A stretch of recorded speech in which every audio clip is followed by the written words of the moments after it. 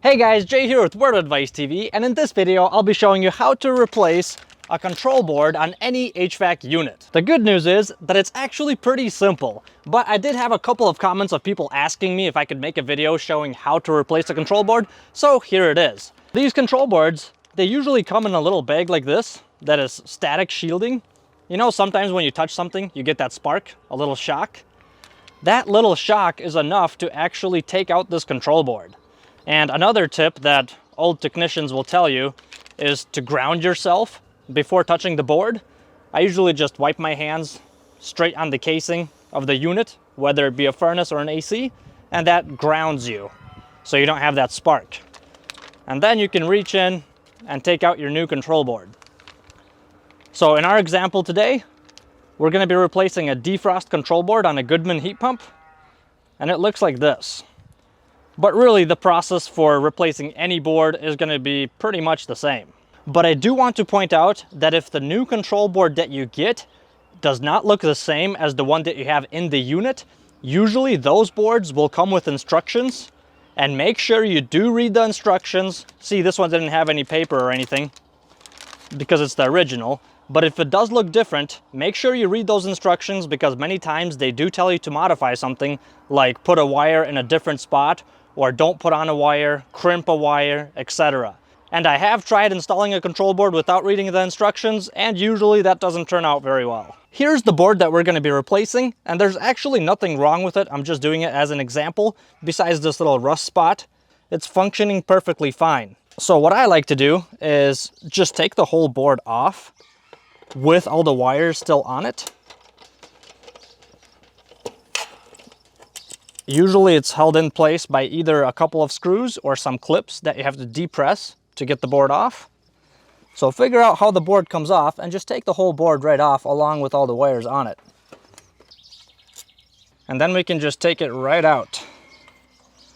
Look at all those dead spiders on there. And now with the old board out of the way, we can put the new control board in the same way that the old one was in. Oh, that didn't work well. It doesn't fit right here in the corner, but that's okay. Let me try again. There you go. There, we have the new control board in place. And now you simply just take one wire off at a time. Wow, that was hot. This spot right here is actually hot to the touch. So it's actually probably a good thing that I'm replacing this control board, because it looks like it is going to burn out pretty soon. One of these resistors must be bad, or going bad. This control board does not have any screw-on terminals like a furnace would have for the thermostat wires. There's going to be some screws that hold wires in place. With those, all you do is just loosen the screws and take those wires out. All of these, I just have to simply unplug them and plug them into the new board. As you're taking all of these wires off, I just wiggle them to take them off. And generally, they actually say not to do that, to wiggle them. I haven't found much of a difference. Wiggling them does not really damage the connectors at all. But if, when you're sliding on the connector onto the new board, I like to give it a little tug. If that connector is on there really loosely, it's just kind of wobbling on there, none of these are, then you do want to take it back off. For example, let's just do this one. I'll take the DF off. For example, this connector right here. If this was super loose, then what you want to do is take a pair of pliers, needle nose works the best, and just pinch each side just a little bit to bring the edge of this connector just a little bit down. That way it makes a tighter connection when you put it on the terminal.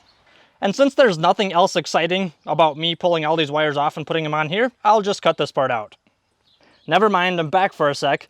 This one right here, no matter how I'm pulling and wiggling it, it's just really stuck on there. An easy way to pull these guys out is to just take a flathead screwdriver, put it right under the connector, and just pull up.